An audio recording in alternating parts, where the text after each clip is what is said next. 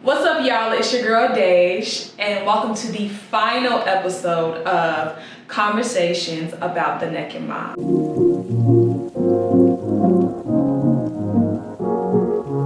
Today, I'm here with an amazing guest. She's phenomenal. I can also be a little biased, but it's my mother, y'all. It's my mother, Miss Natasha, right? A clap. Well, I know you because you're my mama, but the audience doesn't know you, so tell us a little bit more about yourself, what you do, you know, your little spiel. Oh, wow, I get a spiel. Mm-hmm. Yeah. You get a spiel. All right, so of course you know I am this young lady's illustrious mother of all things. That's the big major job and position that I've had in life. She's great at it. Outside of that, I am a licensed massage therapist, and I am also the owner and founder of New Wellness LLC, where we are absolutely pivoting right now so we can work with service provider teams to provide on-site wellness so they can operate at the most optimal level. And you know, I'm just excited to be here. I really am excited to be here and participate in the beautiful project that she is doing. So I'm so proud of her, and yeah, that's a little bit about me. We just started. Do not make me cry, okay? Thank you. So we're gonna dive right in. I'm gonna dive right into it. First question: did you have a naked mom growing up? I absolutely did. I mean, I should know. She did. I did. She did. I did. Mm-hmm. Yeah. My grandma did cook. Without a doubt. Without a doubt. It was her jam. It was her passion. It was.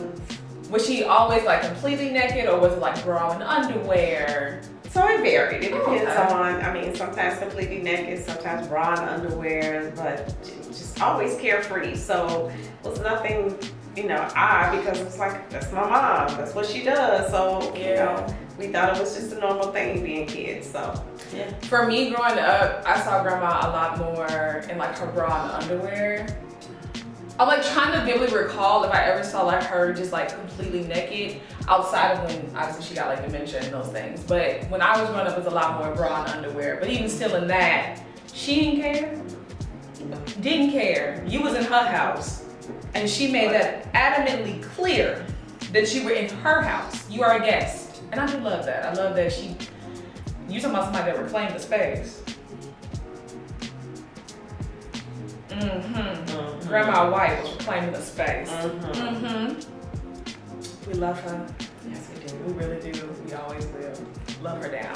So how did growing up with a naked mom affect you in your relationship with your body as a child, as a teen, as an adult? How was that relationship then with the naked mom? As a child, teen, I don't really have any issues or anything of that nature. I just thought it was just something that was normal.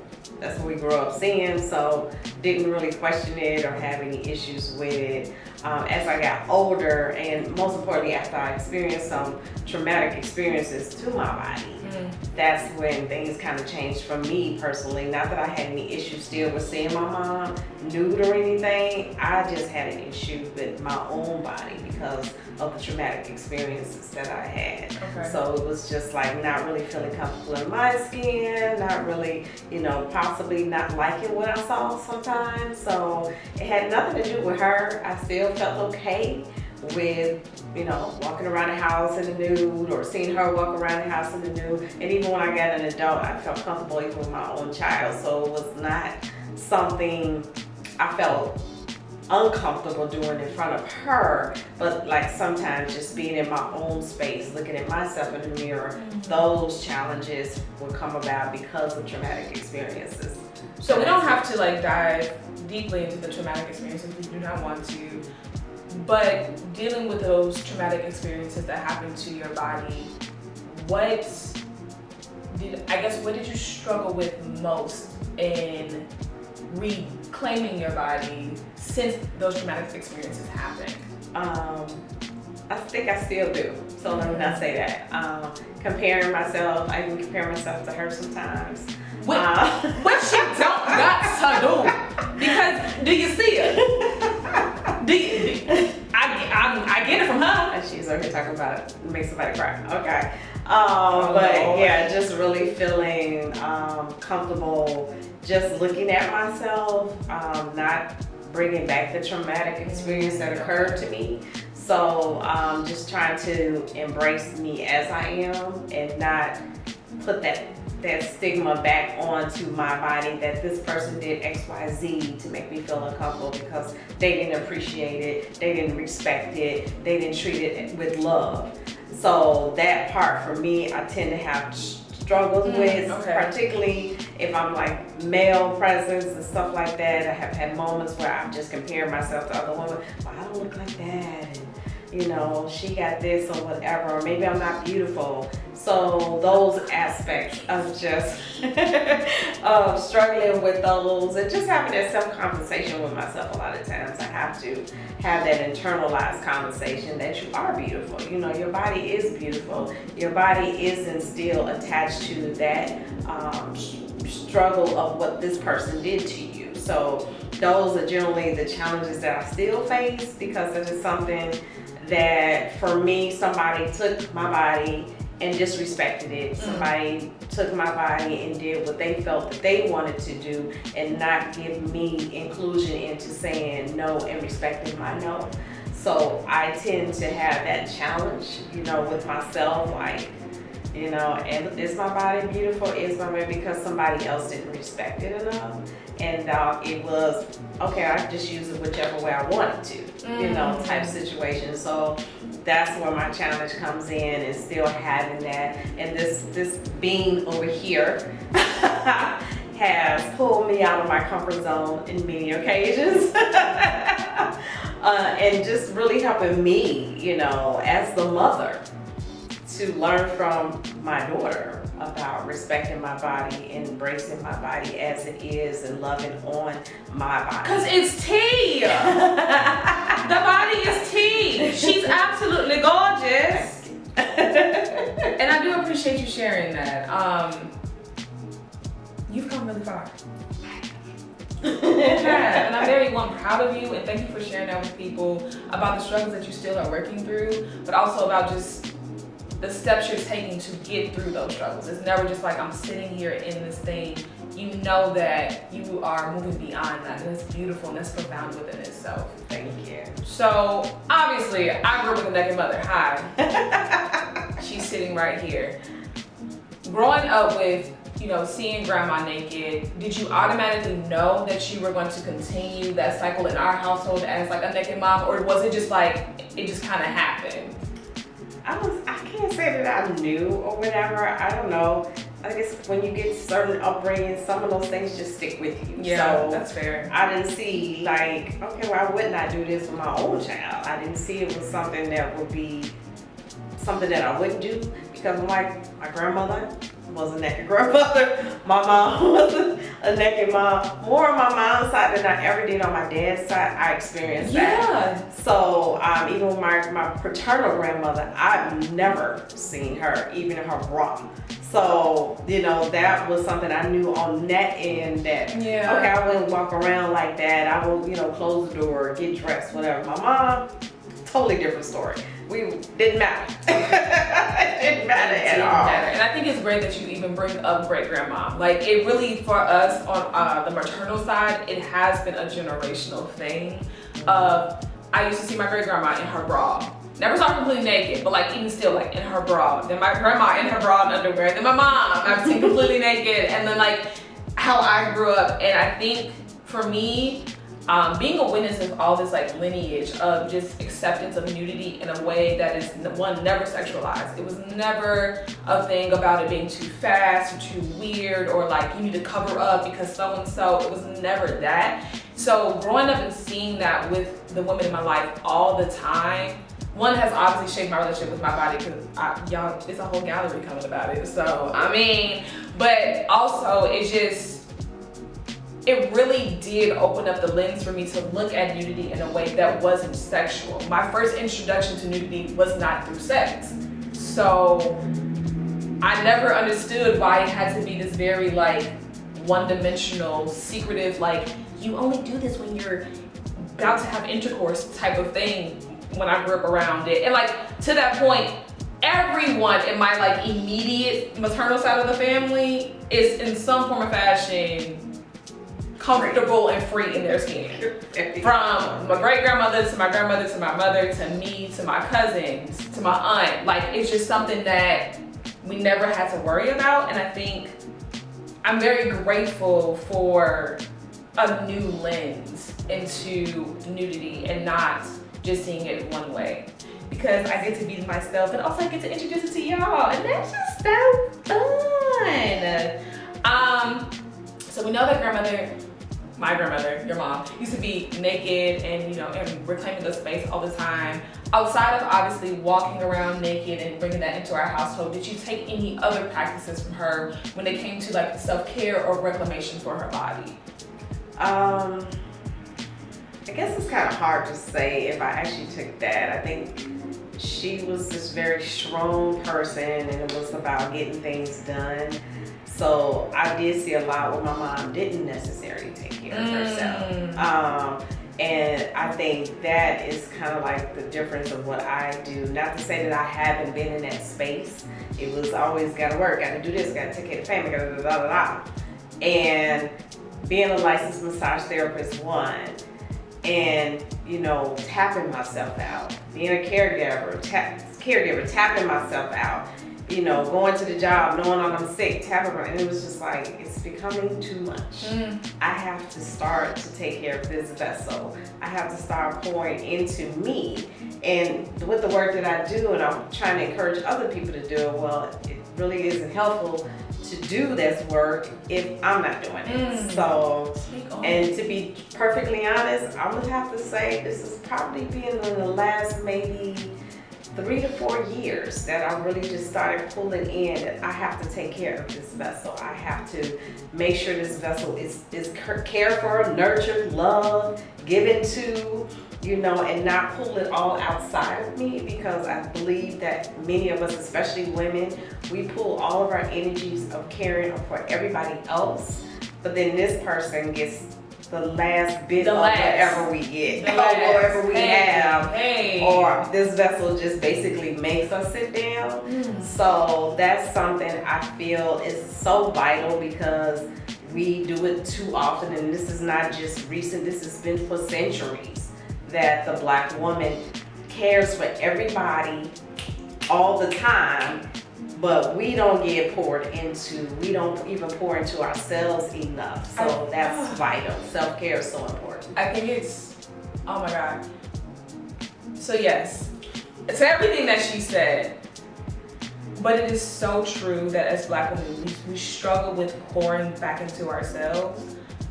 Also, I think that's to the point of our family. Yes, nudity was always this thing, and it is technically a form of self-care, it is a form of freedom and a form of release. But everyone in my lineage that I can remember, from my great-grandmother on up, we have always been strong and having to ground ourselves in our strength so much.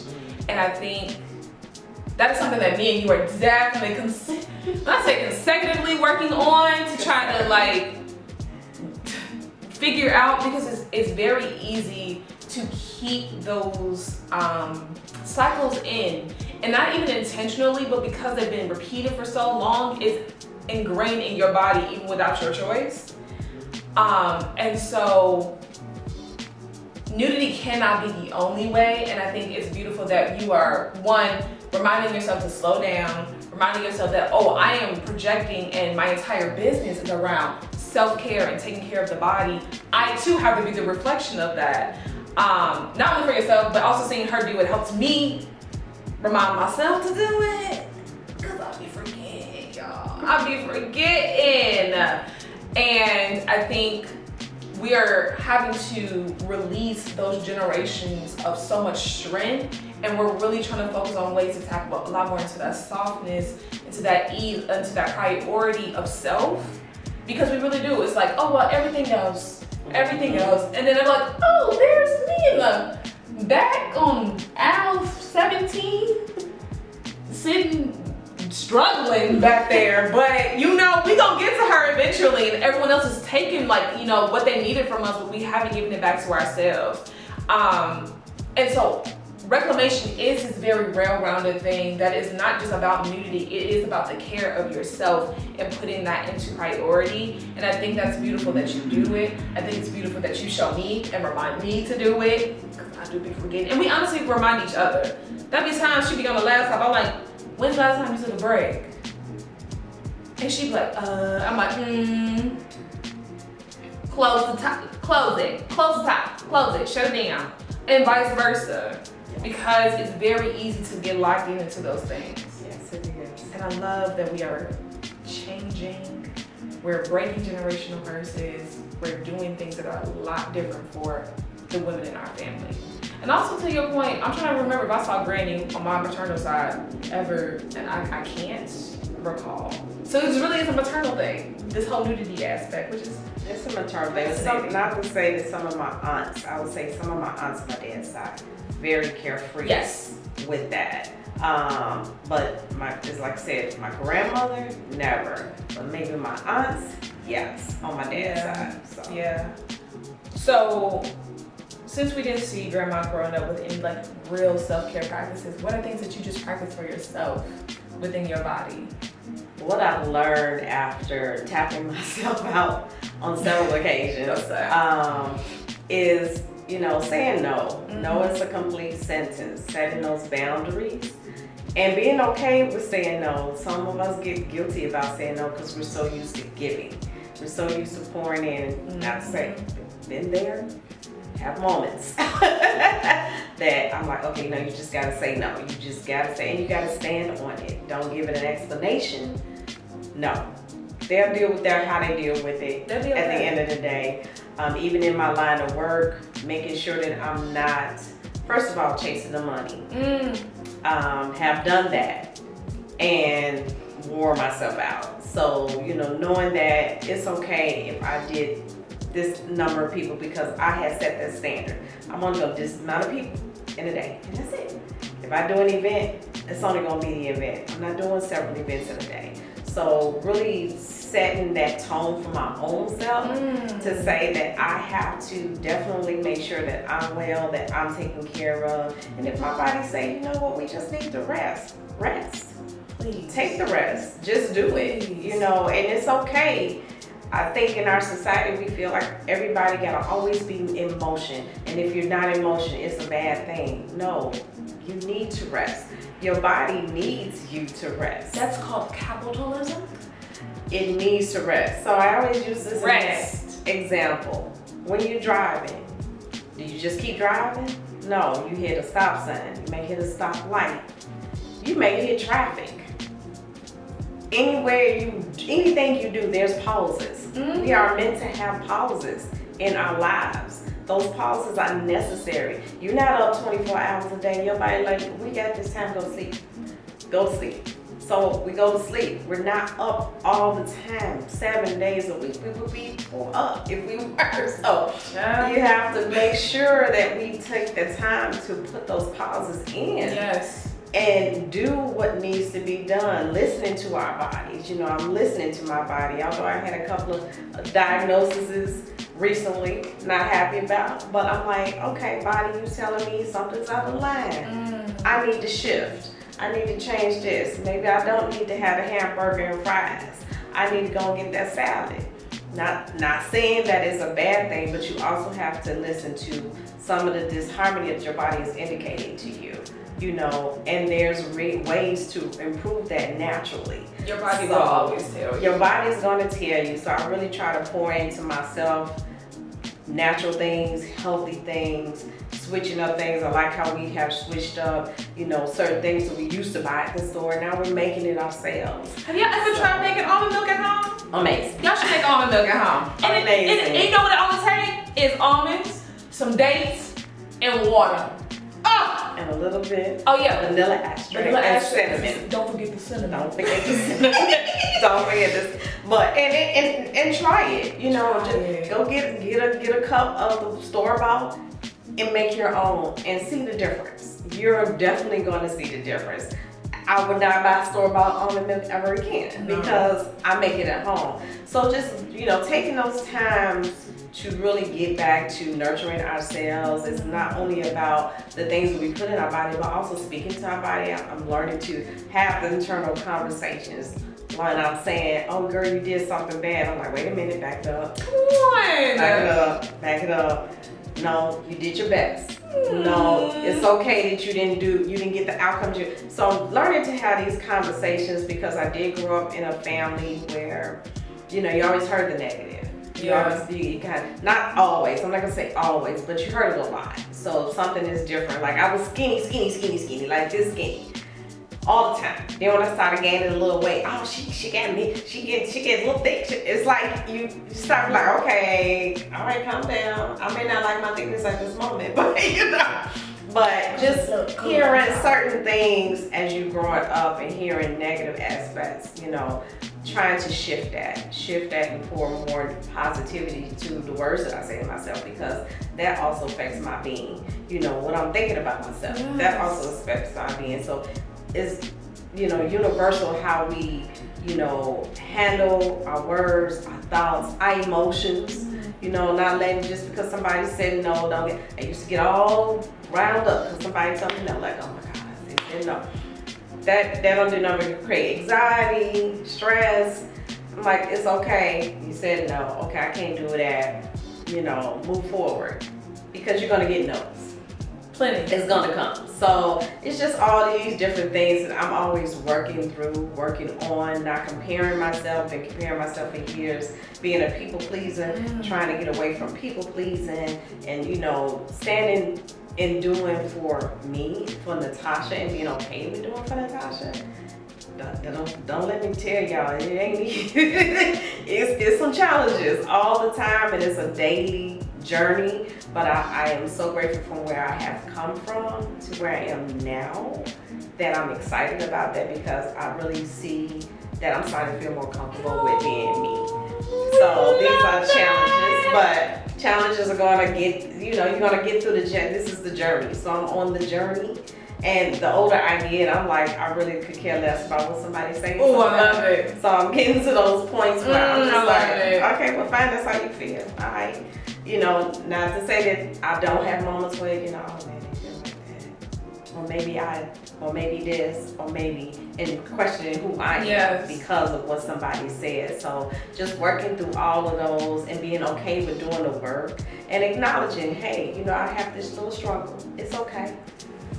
But I would have been here back then with that struggle. But now I'm like, all right, okay, so, I may hit me for a minute, but then I'm like, okay, I'm good. I'm good. So, that's the part of self-care, I believe, involves all of that. Our mental, our emotional, our verbal, our relational, how we're allowing people to treat us, speak to us and things like that. Speaking up for myself, because there was a lot of times I wouldn't do that. I wouldn't just say, you hurt my feelings by what you said. I was just like, okay, and then I internalize it and it stick on me. So learning to speak up about what somebody did that didn't, affect me negatively or made me feel a certain type of way, so that they would know, because sometimes people don't realize what they said. Definitely, people do not always pick up on the cues, and that's okay. But doesn't confidence and reclamation look great on her? That look great on her? I hope you took all them nuggets. Were you taking notes? You should have taken notes. Okay, so now, obviously, you know about reclamation. You've been a part of this journey a really long time. How did you feel about our photo shoot together? Initially, I was like, oh my gosh, she has asked me to do a nude shoot with her. And to be clear, I have no idea how I got her to agree. Like, in my mind, I was like, she's definitely gonna tell me no. I know she's gonna tell me no. And she was like, yeah. And I was like, well, that was a plot twist for me, guys. I think at that moment when I said yes to her, this was a way for me to step out of my comfort zone. I've always been this person that wants to hide her body because I didn't feel like my body was beautiful. And I absolutely knew the photographer that I needed her to work with, because I was like, there's only one person that I'm very comfortable with, And that's the only person that I'm going to do this photo And shoot. shout out to Anise, because you did it. Anise is my girl. I love her. Love her to death. So when I did that, and the beautiful thing about Anise, when I did the photo shoot, because we had did a negligee photo shoot with her before, and I was still in that space of comparing. I literally compared myself to everybody at this photo shoot. I was just like, I don't deserve to be here. I mean, look at me. I don't look like this, that, the other. And I was real emotional. I pretty much almost just broke down. And Anise did check in, and when I did let Anise know, I shared with her, I was like, I just didn't feel like I belonged at that shoot. I didn't feel like I was pretty enough. I didn't feel like my body was worth being among these beautiful women and all of that. And she was like, girl. So she started sending me some of the photos like, do you see you? Do you see? So this is why I really wanted Anise to do this shoot with us, because I felt comfortable with her. She really, you know, just boosted up my spirit about even doing a negligee. So here I am totally naked to do a shoot now. So that's a big step. But I was very excited. I was in, and it had moments because, you know, I got some special spaces. And I was like, oh, we gotta have that, we gotta, you know, but no. I was just like, no, we're gonna be carefree, we're gonna do this. And I absolutely enjoyed it. I had a great time. I had no issues with my emotions. I didn't feel any kind of way. Even Anise called me afterwards and checked on me. It was like, are you okay? Are you fine? I was just checking on you. Are you okay? And I'm like, girl, yeah, I'm fine. She was like, you know, because I remember what happened with the negligee shoot. So I want to know if you okay. I said, I appreciate you asking. I said, but I feel absolutely great. I'm so excited that I did it. It was also something because, so all of the nude photo shoots that I've done with a photographer have been with a man, ironically enough. I don't know how we got there. But in all of the instances, it's always been about comfortability and making sure that everyone felt safe. And I'm very grateful that those have been my experiences. I completely understand that that's unfortunately not everyone's, but it should be. It should be. Nevertheless, I knew that she would not be comfortable having a male photographer. So automatically, Anise was the first person that was in my mind, and we had instantly agreed on that. And I think having Anise do the photo shoot, that's someone that she has worked with plenty of times throughout the years for calendars, for negligee. So I knew that this person is someone that she trusted with this very vulnerable thing. And then I also made sure that she felt safe. So like having Anise there, we made a playlist for the experience. And I think that made you feel a lot more at ease about it. And the photos are beautiful. And you will see one of them there. You can't see it any earlier, but it will be at the gallery. And then I'm just very happy that you did it with me. It is a profound thing to have an experience where you get to do something like that. And on my end, that's what it felt like the most. It was just very profound. It was very connected with spirit.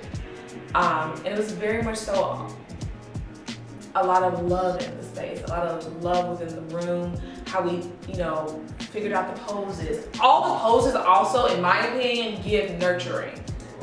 And I think there is something to it being the fact that I'm not like a toddler or anything as well. Like, what was that, like 2-3 years ago? So whatever the math of that age, because me and math. But yeah, like, so I'm not a toddler, I'm not like some kid or, you know, anything of that nature. I'm not in her womb, and yet at the same time, I am. It's just that very beautiful, profound experience. And I'm happy that I have evidence of it. And I'm happy that I get to keep them. That one's not for sale. I just gotta look and be like, wow, they're gorgeous, because we are. Heart stop. Now, we're gonna move into some scales of 1 to 10 questions. 1 being bad, okay? That's 1's like, it's trash, okay? 10's being like, this is the best. Like, this is how I feel. That's your 10. How is your relationship with your body?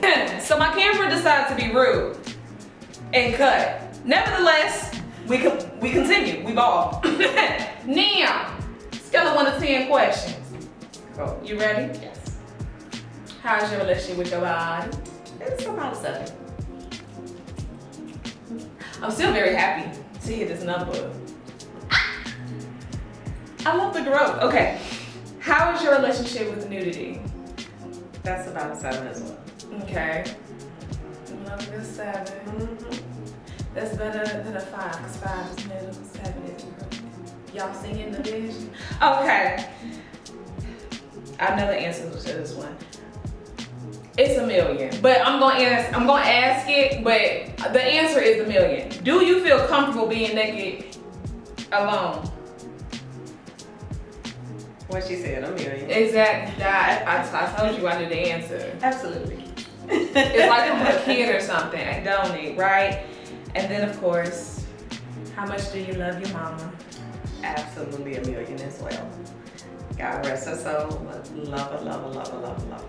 Feisty one she was, okay? Feisty one she was, but there would be no one else like Grandma White. Not a single soul. Not another cookie. Not, ooh, child. You decided to bring up a memory in the back of my head. Not another cookie, no. A feisty being that we will always love. And to wrap it up, this ain't a scale question. This is an honest question. You ready? Okay. Every time. Are you excited for the Reclamation Showcase in May? I am absolutely excited. Absolutely excited about being part of this journey that she's been on. Absolutely excited about what each and every person is going to get from this project that she has put her blood, sweat, and tears into. So yes, I am excited. I am excited. I am excited. Emphasis on blood, sweat, and tears. Cause it is all 3. And that mean buy your ticket. I'm gonna keep bullying y'all. Just wanted to make that clear. Well, it has been a pleasure, a joy, a gleeful experience to have her here. This is indeed the final episode of Conversations About the Naked Mom. I hope that you guys have enjoyed this experience. I hope that you love everything that my mother has said. I hope you take wisdom and nuggets from everything she has said. Hold them dear, and also obviously come to the show. Come to the show. Get your tickets. Get your ticket. Come to. Okay, I'm just. Yes, bring your mom. Bring your mama! Just say it. Okay, well, I'm gonna calm down. Thank you so much, guys. Where can they find you? Where can they go for your socials, website? Give them all the details. So you can find me on Instagram at new_u_wellness. Also, you can go to my website, www.new-u-wellness.com. And if you have an organization that you feel absolutely can benefit from the power of touch to the communities you serve, just first of all, serve your team, because that's what we focus on, making sure that those teams get nurtured so they can work optimally to serve the communities you serve, as well as have us partner with you to bring the power of touch to your communities as well. Our hands are gifted by God himself. So pretty much hire her. I'm just saying. But without further ado, y'all, that's our last